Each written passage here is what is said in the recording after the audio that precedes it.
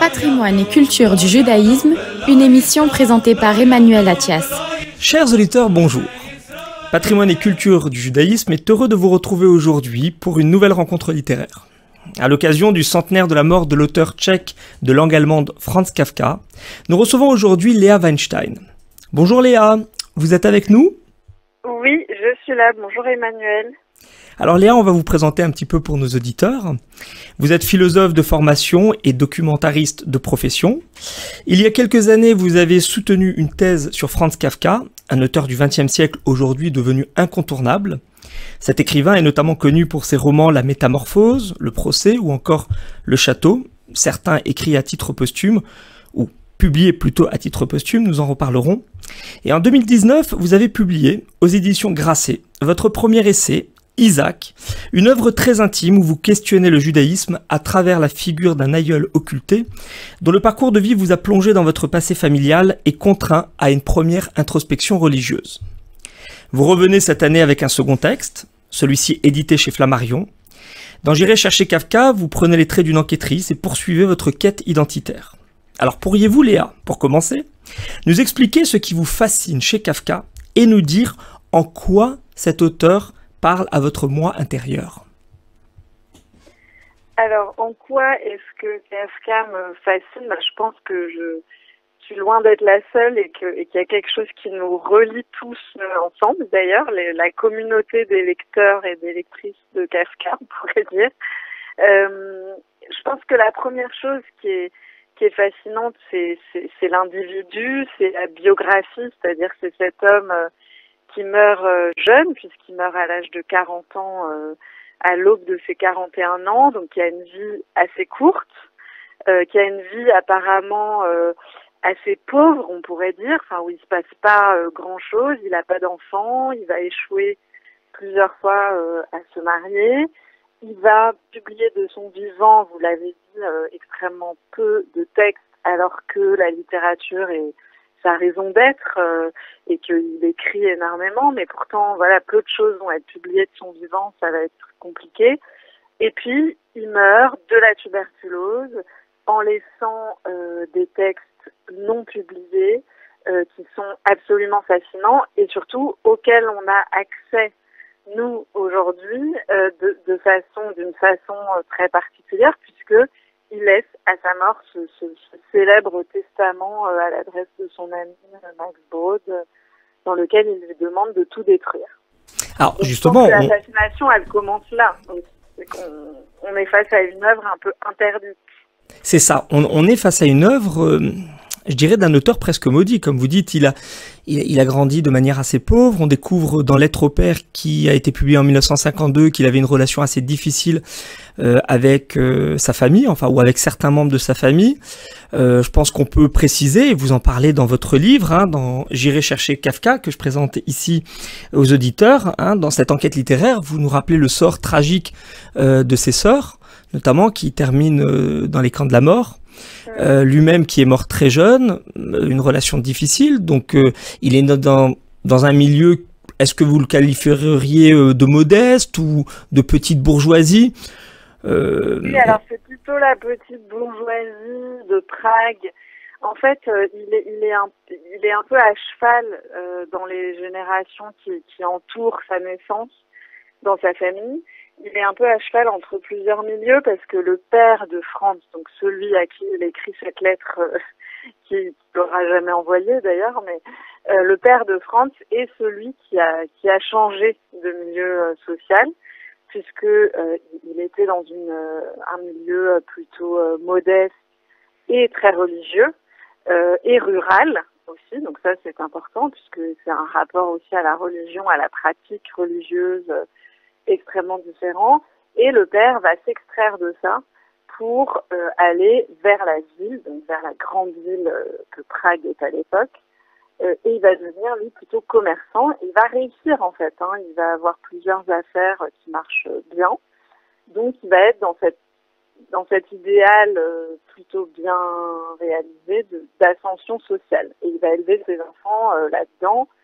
C'est pour ça d'ailleurs que lui va petit à petit, comme ces générations de juifs de l'assimilation en fait, le père va petit à petit se détacher et plutôt rejeter les racines très religieuses de sa famille pour être dans un rapport à la religion, voilà, plus moderne, plus urbain.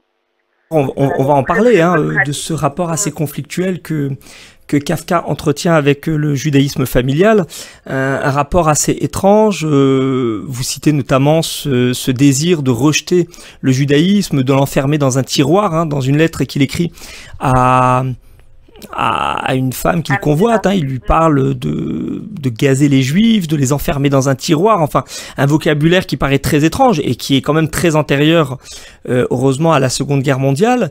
Donc il faut le replacer dans un certain contexte, et en même temps, dans les dernières années de sa vie, on voit qu'il se rapproche d'une certaine forme de judaïsme, mais on en parlera un petit peu après. Moi, je voudrais revenir sur ce que vous disiez par rapport à son père. Vous dites donc que c'est un commerçant qui s'est émancipé, voire même assimilé, qui a plutôt bien réussi dans les affaires, et qui marque, vous l'indiquez dans votre enquête, un certain dédain à l'égard de l'écriture de Kafka. Est-ce que vous pensez que ce rejet, qui a véritablement marqué l'auteur, hein, puisqu'il a ce besoin d'écrire à son père ce qu'il ne parvient pas à lui dire en face, est-ce que vous pensez que ce rejet a pu contribuer au mépris que Kafka a lui-même vis-à-vis de sa propre œuvre, quand il dit « il faut tout brûler, il faut tout faire disparaître ». C'est très intéressant de voir les choses comme ça. Ça a dû certainement, oui, infuser de tout. C'est ce qu'on lit dans la lettre au père. C'est la manière dont en fait ce rejet que Franz vit comme étant un rejet global en fait de tout ce qu'il est, quoi. Pas seulement de ce qu'il écrit, mais aussi du garçon qu'il est ou du garçon qu'il n'est pas. Justement, il y a beaucoup de ces images du corps maigre, du corps chétif du petit garçon qui se sent complètement écrasé par le père qui lui est gros et éventuellement musclé, etc. Et donc au milieu de ces trois sœurs, on sent que voilà, le père aurait aimé un fils avec une espèce de rapport viril comme ça à l'existence que Franz n'aura jamais. Et que donc il va vivre comme en effet une sorte de complexe, hein. Lui-même emploie le terme d'ailleurs dans la lettre, une sorte de complexe filial, l'image de l'écrasement vraiment. Et d'ailleurs c'est une image qu'on retrouve même dans des textes de fiction. Je pense par exemple à une nouvelle qui s'intitule Le Verdict et qui raconte l'histoire d'un jeune homme qui a une discussion avec son père, et la discussion se termine par la condamnation à mort du fils par le père. Donc le père condamne son fils à mort par noyade. Et comment la nouvelle se termine-t-elle? Par l'exécution en fait de cette condamnation par le fils. C'est-à-dire que le fils va lui-même se jeter sous un pont. Alors, au risque de jeter on voit bien tous les ponts, justement, tous les liens qu'il y a avec cette figure très très écrasante du père. Alors justement, cette figure du père et cette jeunesse au milieu de trois sœurs, comme vous le disiez, fait que Kafka va avoir des relations très difficiles avec les femmes, hein. Il va avoir plusieurs jeunes tchèques, notamment dans son entourage. Bon, Milena sera une des dernières et sans doute une des plus importantes. Vous en parlez beaucoup, hein, de cette correspondance qu'il entretient avec elle. Là aussi, il y aurait plein de questions à se poser. Pourquoi écrit-il en allemand de manière générale, même dans ses courriers? Et puis, il y en a quelques-uns qui vraisemblablement ont été adressés en tchèque. Alors, quelle est la langue d'affection véritable de cet auteur pragois, d'expression allemande? Est-ce qu'il a un rejet vis-à-vis de la culture slave? Ce serait aussi une des questions qu'on pourrait vous poser. Et puis cette relation très étrange, moi qui m'a beaucoup intrigué, avec Max Brod. Max Brod, c'est finalement presque le personnage clé de votre livre. De personnage secondaire, il devient, dans toute la seconde moitié de votre œuvre, le personnage déterminant. Je ne dirais pas qu'on en oublie Kafka, mais vous les mettez quasiment sur un pied d'égalité à partir du 2e ou 3e chapitre. Alors d'abord, sur la question des langues, rapidement, je vous réponds sur cette question du rapport de Kafka à la langue, c'est important effectivement d'avoir bien en tête que de par sa géographie, enfin le lieu, l'espace-temps de sa naissance et de sa vie, donc cette ville de Prague, être juif à Prague au début du XXe siècle, dans ce milieu d'une bourgeoisie qui cherche à s'assimiler, etc., ça signifie que on parle allemand.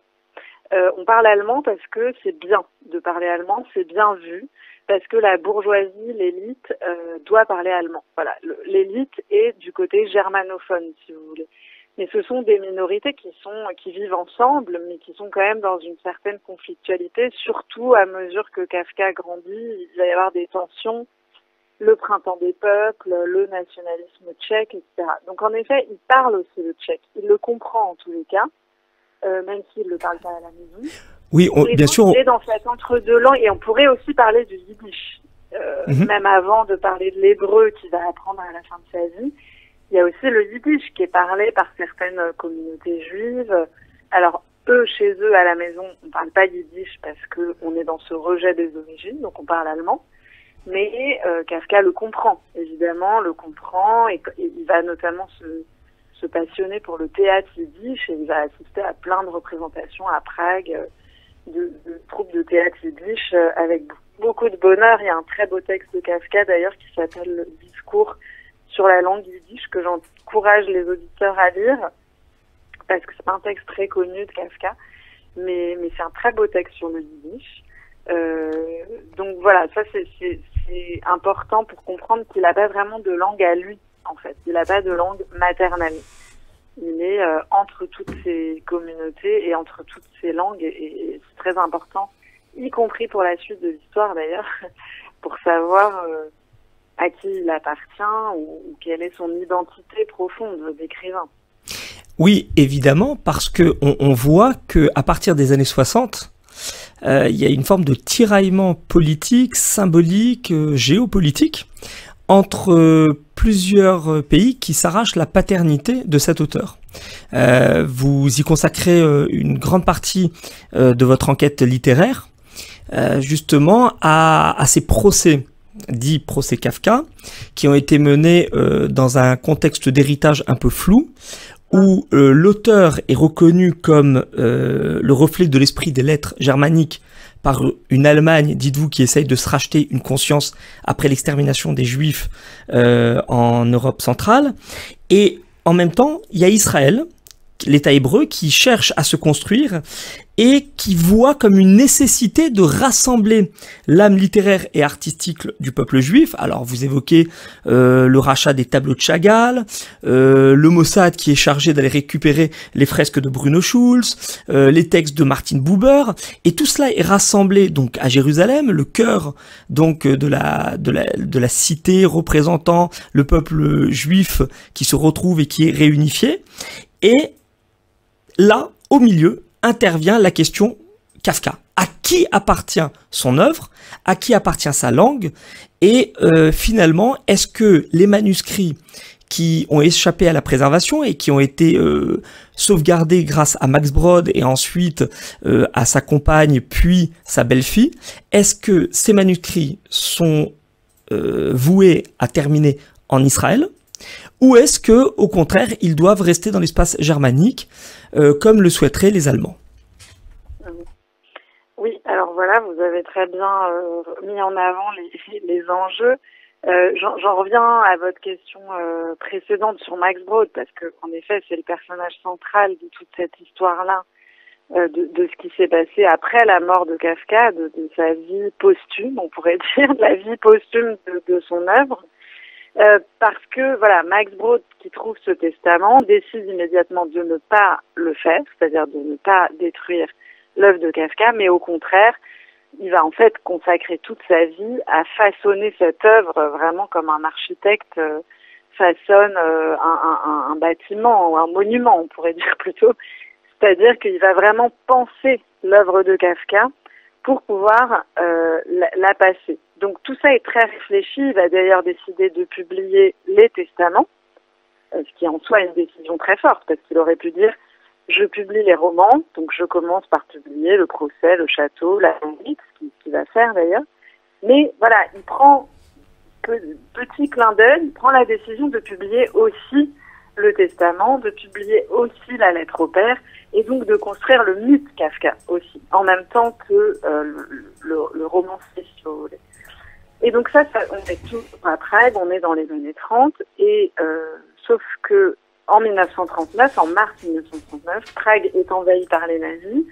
Broad a déjà un visa d'émigration pour la Palestine à l'époque. Il fait partie de ceux qui restent jusqu'au dernier moment, voilà. Mais le jour de l'invasion, il monte dans un train en direction de la frontière.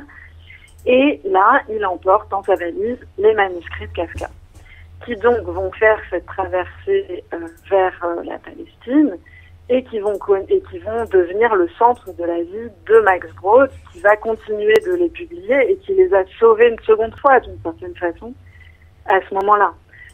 Donc c'est, voilà, à partir de là, l'histoire de Kafka, qui a beaucoup été intéressé par le sionisme, qui a fantasmé l'idée d'une émigration lui-même en Palestine à l'époque et tout, mais qui n'a jamais mis les pieds. Les manuscrits de Kafka se retrouvent à ce moment-là par l'intermédiaire de Max Brod, entièrement, si vous voulez, liés au destin de cette terre de Palestine qui va devenir Israël en 1948. Et donc les guerres vont recommencer, ce qui va d'ailleurs conduire Max Brod à s'interroger sur les manuscrits. Il va en faire repartir une partie en Europe, d'ailleurs, dans les années 50. Pour pouvoir les mettre en sécurité, et il va continuer à travailler à ce chantier de publication. Donc ça, c'est sur le personnage de Max Brod. Ensuite, beaucoup plus tard, dans les années 2000, il va y avoir des procès qu'on a appelés en Israël les procès Kafka, avec un tiret entre les deux, et qui vont en effet se retrouver être non seulement une bataille juridique sur la question de la propriété de ces manuscrits, je rentre pas dans tous les détails ici, mais qui vont aussi soulever, comme vous l'avez très bien expliqué, des questions de mémoire et de politique, en fait. C'est-à-dire, est-ce qu'on peut considérer que ces manuscrits font partie du patrimoine juif et, à ce titre, doivent être dans une institution publique en Israël, ou est-ce que, puisque l'Allemagne en a fait l'acquisition, et puisqu'il écrivait en allemand, est-ce qu'on peut considérer que l'Allemagne peut en garder? Voilà, là je simplifie, je prends vraiment le noyau des questions, mais donc les débats vont tourner autour de ça. Ils vont tourner court en fait assez vite, parce que d'un côté vous avez l'Allemagne qui comme argument principal a le fait que Kafka écrivait en allemand, mais comme on l'a vu tout à l'heure, c'est pas non plus forcément un argument d'identité si fort que ça. Donc voilà. Et puis évidemment, il y a la Shoah, il y a l'ombre de la Shoah qui plane et de la destruction qui va planer sur ces débats. Et finalement, Israël va mettre ça en avant en disant ils n'ont pu être sauvés que parce qu'ils sont arrivés ici. Et donc, ça a du sens qui se trouve là aujourd'hui. Alors, on l'aura compris, hein. Kafka, c'est un mythe, c'est une légende, c'est un personnage qui nous reste encore très énigmatique. Sa relation à Max Brod fera encore sans doute couler beaucoup d'encre, d'ailleurs. Celui qui a voué sa vie à faire connaître son ami auteur qui avait décidé de rester presque dans l'anonymat. Et on peut dire qu'il y aurait encore pas mal à rédiger sur la question Kafka, même un siècle après sa disparition. On vous remercie beaucoup, Léa Weinstein, pour cette interview d'un très grand intérêt, et on invite les auditeurs de Patrimoine et Culture du Judaïsme à retrouver donc cette œuvre que personnellement j'ai pris un extrême plaisir à lire. J'irai chercher Kafka, une enquête littéraire, donc paru ce printemps 2024 aux éditions Flammarion. On vous donne rendez-vous prochainement pour une nouvelle actualité culturelle autour des questions juives. Et pour retrouver le podcast de cette émission, rendez-vous sur la chaîne YouTube Patrimoine et Culture du Judaïsme. Je vous dis à très bientôt. Au revoir Léa et merci beaucoup. Au revoir Emmanuel, merci à vous, merci beaucoup, à bientôt. À bientôt. Patrimoine et culture du judaïsme, une émission présentée par Emmanuel Attias.